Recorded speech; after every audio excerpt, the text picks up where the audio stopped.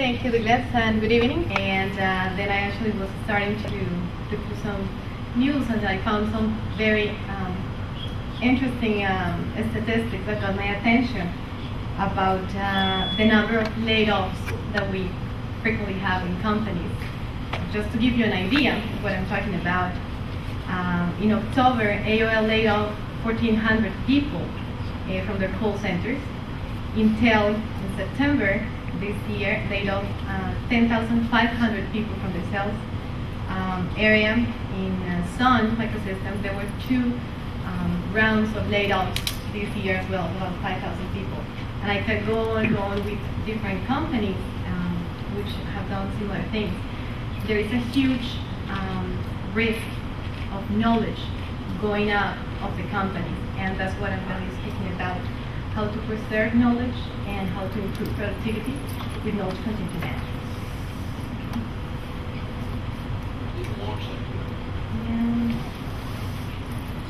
Okay.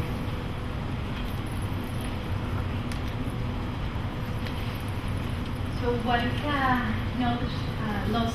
There's some statistics that can give us a better idea. For example, in the past decade and a half, the number of scientific and technical areas jobs. Oh, I have to speak from here? Oh, sorry. Okay, I'll do that. I was saying there's some other statistics here that will give you a better idea about knowledge loss. Like in the past decade and a half, there was a huge loss of about 600,000 people in the aerospace industry.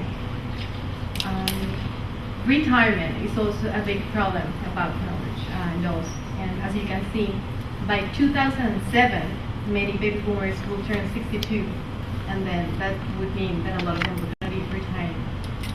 By 2008, 17% of the baby boomers that are in managerial positions and leadership positions are all expected to leave. So that means that it's a huge risk of keep losing corporate knowledge. As I was saying, there can be corporate loss from retirements, from terminations, job transfers, downsizing, consolidations, and we can go on and on with different situations in which people are leaving companies and we're losing knowledge. What does it mean in terms of costs? For example, that it can be longer time to competency, which means that the new people coming into companies are going to take longer to become competent enough for doing their jobs. So that's one of the things.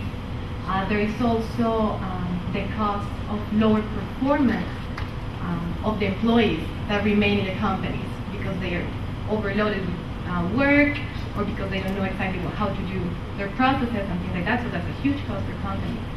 And then as well the cost of longer learning curves, which means, for example, the curve or the time that you spend doing a project will probably take longer. Learning how to sell a product, learning how to design a product, and all those things. So those are the costs that are involved in companies when they're using corporate knowledge. So what is knowledge continuity management about? It can be described as many different things. It could be, for example, efficient and effective transfer of critical operational knowledge. And by critical operational knowledge, I'm describing what refers to either processes for specific jobs. It could be systems. It could be knowledge that is required for a particular job to be performed. Knowledge continuity management is also about the transformation of knowledge into capital asset. And that's how we can start talking about learning organizations, by giving continuity to the knowledge that we acquire.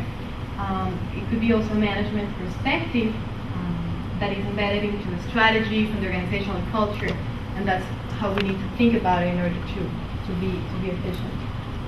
And knowledge continuity is also the link that connects past knowledge into present knowledge, because knowledge, actually corporate knowledge, is cumulative.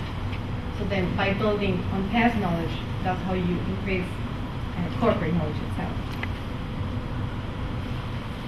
Here are some competitive advantages. I don't know how I do with time. How much time? Yeah? Good. Okay. There's some competitive advantages here. I'm not going to read them all. You can actually see them, but one of them is, like, for example, the first one is speeds up, ramp up of new employees. As I was saying, when a new person comes in and a job description is very well defined, you can actually have that person learning a lot faster about their jobs. Also, continuity management helps better decision making. There are huge costs in making mistakes by, for example, doing a proposal in the wrong way and then losing a huge client that represents a big percentage of your sales and the company, or there are thousands of different examples of costs in making mistakes in the corporate world. Let me see which other thing I can tell you about the advantages. It preserves institutional memory.